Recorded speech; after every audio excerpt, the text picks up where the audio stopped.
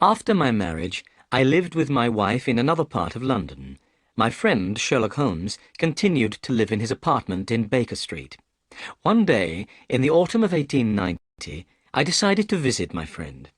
But when I arrived at his apartment, I found he already had a visitor. This visitor was an old man. He was fat, with a red face. But the most unusual thing about him was his hair. The colour of the old man's hair was bright red. "I'm sorry, Holmes," I said. "I didn't know you were busy. I'll wait in the next room." But Holmes didn't want me to leave. He pulled me into the room and closed the door. "This is my friend, Dr. Watson," he said to the old man. "Dr. Watson has helped me with many cases. Perhaps he can also help me with yours." "I'm very interested in your cases, Holmes," I said. "This is Mr. Jabez Wilson," went on Holmes. The old man nodded to me. "Mr. Wilson has come to me with a very unusual story. It's the most interesting problem I've heard for a long time. Mr. Wilson, could you please tell your story again from the beginning? I'd like Dr. Watson to hear it." Mr. Wilson pulled an old newspaper out of his pocket. He opened the paper on his knees and turned to the advertisement page. He ran his finger down the advertisements and pointed to one of them. "Here," he said, "this is how everything began. Read it for yourself, Dr. Watson." I took the newspaper from Mr. Wilson. It was the Morning Chronicle and was 2 months old. I read the advertisement. "The Red-Headed League. Another vacancy is open for someone wishing to become a member of the League. Salary, £4 a week. All red-headed men over 21 years old should come on Monday at 11 a.m. to this address: Duncan Ross, The Red-Headed League, 7 Pope's Court, Fleet Street, London." The picture sequence from the cinema has finished. You can look at it once more if you want. "What a strange advertisement," I said. "Whatever can it mean?" Holmes laughed. "It's very unusual, isn't it?" he said. "And now, Mr. Wilson, tell us your story." "Well," began Mr. Wilson, "I have a small shop in Saxe-Coburg Square in the City of London. But business hasn't been good for some time, and I don't make much money any more. I used to have 2 assistants, but now I can only pay 1. My assistant is very interested in learning the business, so he's willing to work for half pay." "That's very unusual," said Holmes. "What's the name of your assistant?" "Vincent Spaulding," replied Mr. Wilson. "He's an excellent assistant, but he does do one unusual thing. Spaulding's very interested in photography and takes a lot of photographs. He develops these photographs himself in the cellar of my shop. When he isn't working, he spends all his time down there." "Go on," said Holmes. "We live very quietly," continued Mr. Wilson. "I don't go out very much, and I don't read the newspapers. One day, 8 weeks ago, Spaulding came to me with a newspaper in his hand. It was the same newspaper that I showed you, Dr. Watson. "Mr. Wilson," said Spaulding, "I wish I were a red-headed man." "Why?" I asked in surprise. "Well, here's another vacancy in the Red-Headed League," replied Spaulding. "The Red-Headed League?" I asked. "What's that?" Spaulding looked at me and laughed. "Haven't you ever heard of the Red-Headed League?" he said. "You could become a member and make a lot of money." "Well, when I heard that," said Mr. Wilson, "at once I became very interested. I needed more money, so I asked Spaulding to tell me more about this Red-Headed League." "I think," said Spaulding, "the league was started by an American called Ezekiah Hopkins. Ezekiah Hopkins was a very rich man and enjoyed doing unusual things. Hopkins was red-headed himself and liked all other red-headed men. So when he died, he left his money in his will to help red-headed men. The money was used to start the Red-Headed League. When a man became a member, he would be paid an excellent salary for very little work. "And now," said Spaulding, showing me the advertisement again, "here's another vacancy in the League. Why don't you go to Pope's Court, Mr. Wilson? I'm sure you could become a member." "Now, as you see, gentlemen," continued Mr. Wilson, "the colour of my hair is bright red, so I thought I could easily become a member of this red-headed League. Vincent Spaulding seemed to know a lot about the League, so I asked him to come with me to the address in the advertisement. We closed the shop for the day and set off for Pope's Court, Fleet Street." The picture sequence from the cinema has finished. You can look at it once more if you want. Holmes rubbed his hands together and smiled. "Your story is very interesting, Mr. Wilson," he said. "Please go on." "When we arrived in Fleet Street," said Mr. Wilson, "we saw a strange thing. The whole street was full of red-headed men. They had all come to answer the advertisement. When I saw how many men were waiting, I wanted to go home, but Spaulding wouldn't let me. He pushed and pulled me through the crowd. At last, we reached the stairs leading up to the office in Pope's Court. A small man was sitting behind a table. The colour of this man's hair was a brighter red than my own. "This is Mr. Jabez Wilson," said my assistant. "He has come about the vacancy in the League." The small man looked carefully at my hair. He looked at it for such a long time that I began to feel uncomfortable. Suddenly he bent forward and grabbed my hair with both hands. He pulled at it until I cried out in pain. "I'm sorry I hurt you," said the man. "Your hair is a wonderful colour, but I had to make sure you weren't wearing a wig. I had to find out if your hair was real." Then he went over to the window. He opened it and shouted down to the men below that the vacancy was taken. The red-headed men groaned with disappointment. Then they began to walk away. In a few minutes, the square was empty. "My name," said the small man, "is Duncan Ross. You are now a member of the Red-Headed League. When can you start the job?" "Well, that's going to be difficult," I replied. "I have a business already." "Oh, don't worry about that, Mr. Wilson," cried Spaulding. "I can look after the business for you." Now, I knew that my assistant was a good worker and would look after my business well.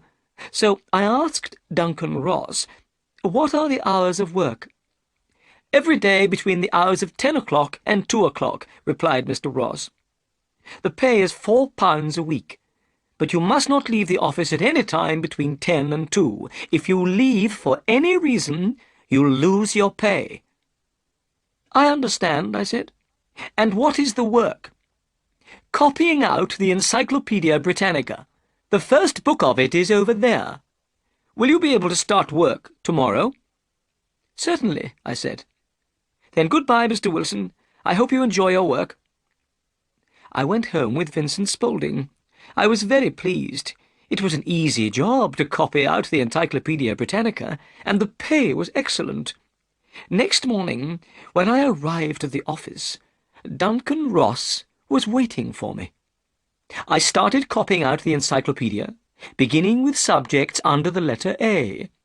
Sometimes Mr. Ross left the room, but he kept coming back to see me. At 2 o'clock he told me I had worked well. He was very pleased. Then I left, and he locked the office door behind me. The same thing happened every day for 8 weeks.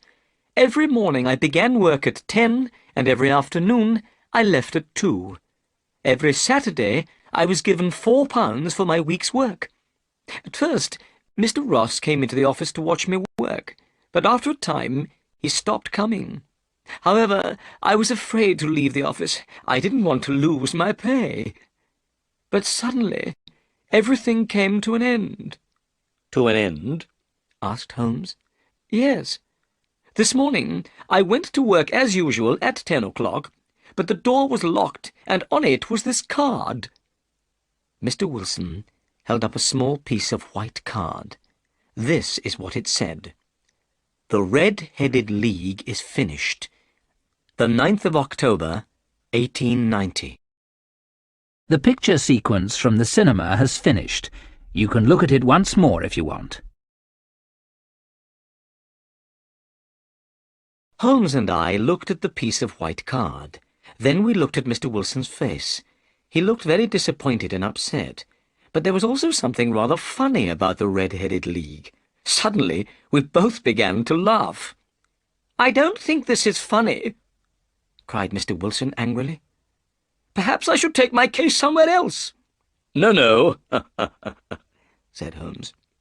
"Your case is most interesting and unusual. What did you do when you found the card on the door?"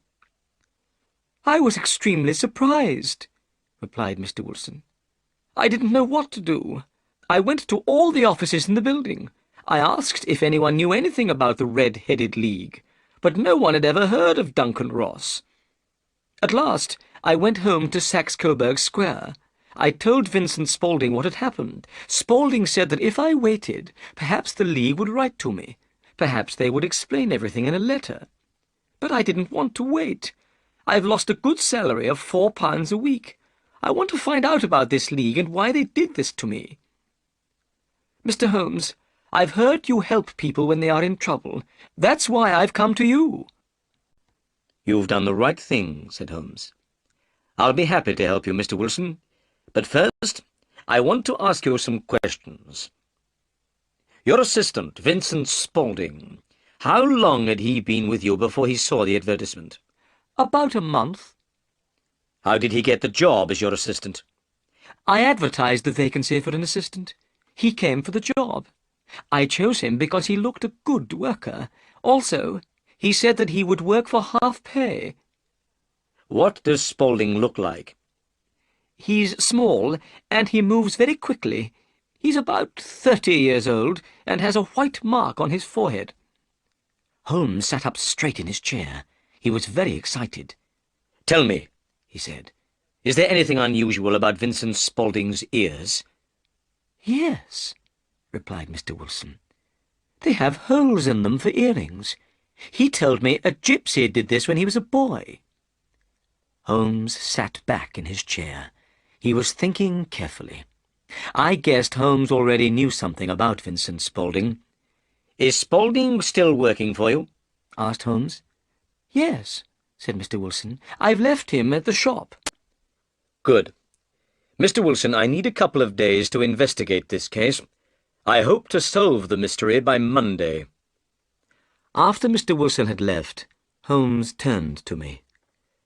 "Well, Watson," he said, "what do you think about all this?" "I can't understand it," I said. "It's most unusual." "I need to think," said Holmes.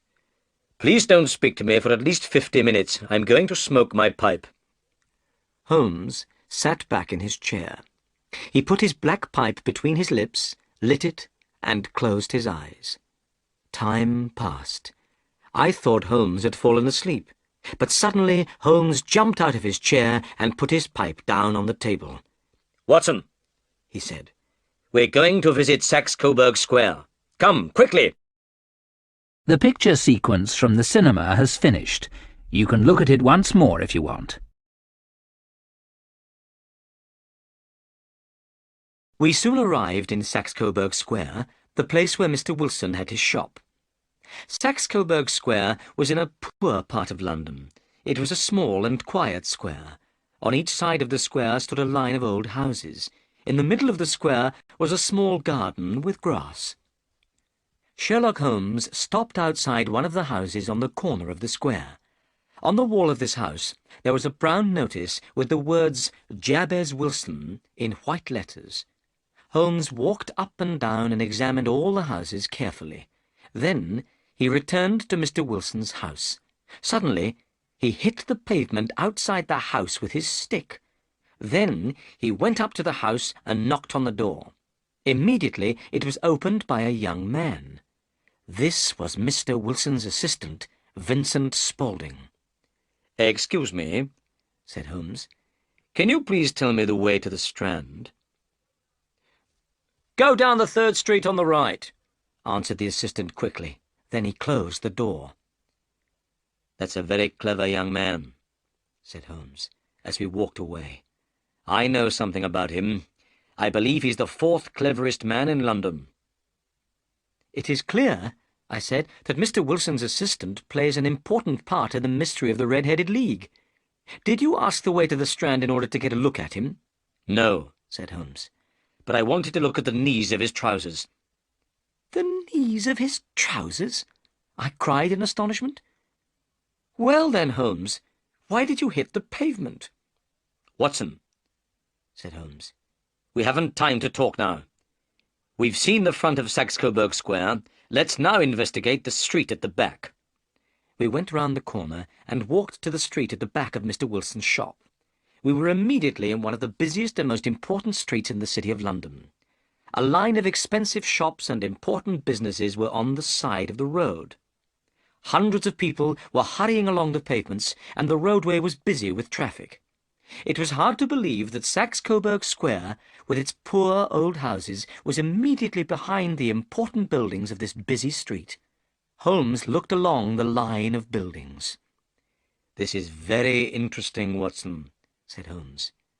"There's a tobacconist's, a newspaper shop, a restaurant, and— ah, yes, the offices of the City and Suburban Bank."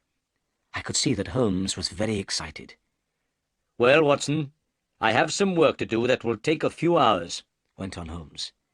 "This case at Saxe-Coburg Square is serious." "Serious?" I said. "Why?" "An important crime has been planned. I think we'll be in time to stop it, but I'll need your help tonight." "At what time?" 10 o'clock. "Then I'll be at your apartment at 10. "Good. And, Watson, there may be some danger, so please bring your gun with you." I said goodbye and went home. I thought about everything that had happened.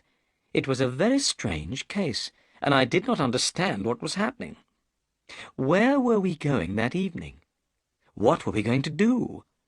Why did I have to bring my gun? And who was Vincent Spaulding? There was only one thing to do. I had to wait until the evening. Then perhaps I would get the answers to these questions. The picture sequence from the cinema has finished. You can look at it once more if you want. At 9:15 that evening, I set off for Baker Street, where Holmes lived. When I arrived, I noticed 2 carriages standing outside Holmes' door. Inside his apartment, Holmes was talking with 2 men. One of them was Peter Jones, a police detective. The other man was tall and thin, with a sad-looking face. "Hello, Watson," said Holmes. "I think you already know Mr. Jones of Scotland Yard. Let me introduce Mr. Merryweather. Mr. Merryweather is also coming with us tonight." "I hope it's important," said Mr. Merryweather sadly. "I usually play cards with friends on Saturday evenings. I have played cards every Saturday night for the last 27 years. "I think," said Sherlock Holmes, "that tonight you'll play a more exciting game than cards. You, Mr. Merryweather, may lose £30,000. You, Jones, may win the prize of a criminal you want to catch." "The criminal John Clay, murderer and thief," said Jones. "He's a young man, but he's a very clever criminal. I want to catch him more than any criminal in London." "It's time to go now," said Holmes. 2 carriages are waiting. You 2 take the first carriage, and Watson and I will follow in the second." The carriages went quickly through the dark streets. I wondered where we were going. "We're nearly there," Holmes said to me at last. "This man, Merryweather, is a bank manager. I wanted Jones to come with us too. He's a good man. He's not very clever, but he is very brave. Ah, here we are." We were in the same busy street which Holmes and I had visited earlier in the day. We got out of the carriages, and Mr. Merryweather took us down to a small side door. Through the door was a corridor with an iron gate at the end. Mr. Merryweather opened this gate and stopped to light a lantern. Then he took us down some steps and through another gate. At last we were in a large cellar. This cellar was full of large boxes. Holmes took out his magnifying glass and went down on his knees to the floor. He examined the stones on the floor, then he jumped up and put the glass back in his pocket. "We have about an hour," he said. "The criminals will wait until Mr. Wilson is in bed. Then they'll move quickly. Watson, we're in the cellar of one of the most important banks in London. Mr. Merryweather is the manager of this bank. He'll explain why the criminals are interested in this cellar at the moment." "About 2 months ago," whispered Mr. Merryweather, "the bank received a huge amount of gold from the Bank of France. But we never used the money. It's still lying in boxes in this cellar." "I understand," I said. "Well," said Holmes, "let's make our plans. Mr. Merryweather, you must put out the lantern. But first, we must decide where to stand. These men are dangerous, and we must move carefully. I want you all to hide behind these boxes. When I shine my light on the men, attack them. If they fire a gun, Watson, shoot back at once." I hid behind a wooden box and put my gun on the top. Merryweather put out the lantern, and we were in complete darkness. "They have only one way of escape," whispered Holmes. "That's back through Wilson's shop, into Saxe-Coburg Square.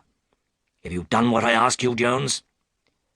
"3 police officers are waiting at the front door of Wilson's shop," replied Jones. "Excellent. Then everything is ready. And now we must be silent and wait." The picture sequence from the cinema has finished. You can look at it once more if you want. More than an hour went by. My arms and legs were tired, but I was afraid to move. The only sound was the breathing of my 3 companions. Suddenly, I saw a light. This light was coming from underneath the floor. It was shining between the stones in the floor. Slowly, one of the large stones turned over on its side. There was now a large square hole in the floor. The light of a lantern shone up through this hole. I saw a face appear in the hole. By the light of the lantern, I recognized Mr. Wilson's assistant. The young man pulled himself up out of the hole. He turned round and stood beside the hole. Then he began to pull up another man after him. This man was thin and small, with bright red hair. "Let's hurry," whispered the young man. Suddenly, Holmes jumped forward and grabbed the young man by the neck. Immediately, the man with red hair jumped down the hole again. Jones grabbed at his coat, and I heard the sound of tearing cloth. At once, the young man pulled a gun out of his pocket, but Holmes hit the man's hand, and the gun fell to the floor. "Stand still, John Clay," said Holmes. "You cannot escape." "All right," replied the young man. "but I think my friend has escaped." "You'll see your friend very soon," said Jones. "There are 3 policemen waiting for him at the front door. Now then, John Clay, please hold out your hands. I'm going to take you to the police station." Jones put the handcuffs on John Clay's wrists, then led him upstairs. Holmes, Mr. Merryweather, and I followed them from the cellar. "Mr. Holmes," said Mr. Merryweather, "I don't know how the bank can thank you. You've stopped a very serious crime." "Well," replied Holmes, "I've wanted to catch John Clay for a long time, and this has been a very interesting case. I enjoyed hearing the strange story of the Red-Headed League." The picture sequence from the cinema has finished.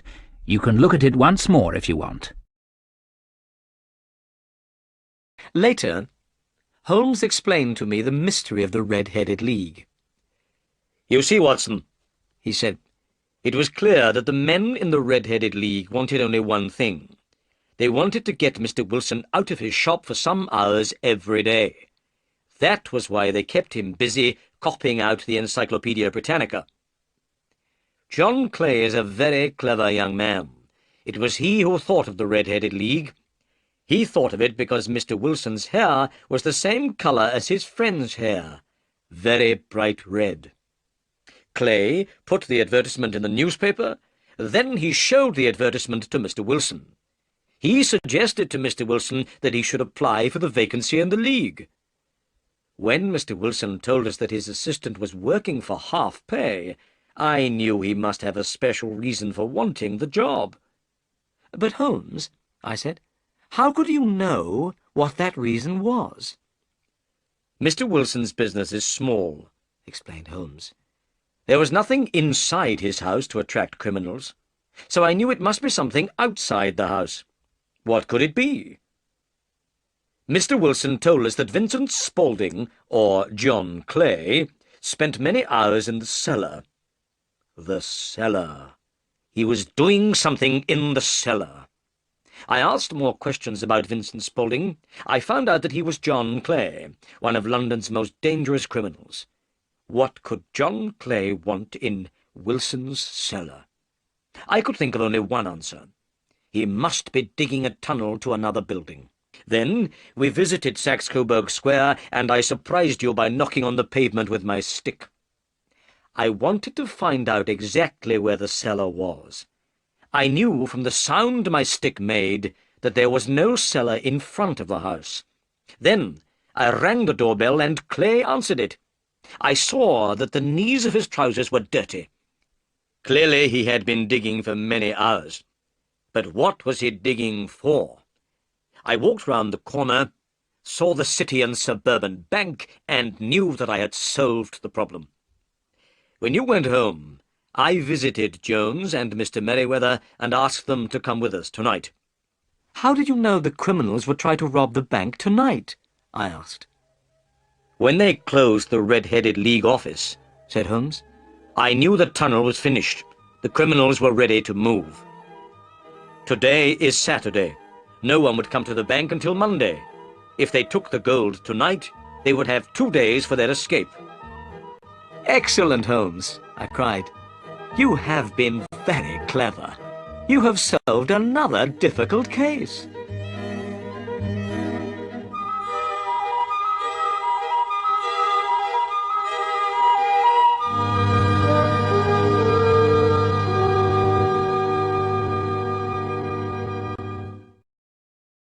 The picture sequence from the cinema has finished. You can look at it once more if you want.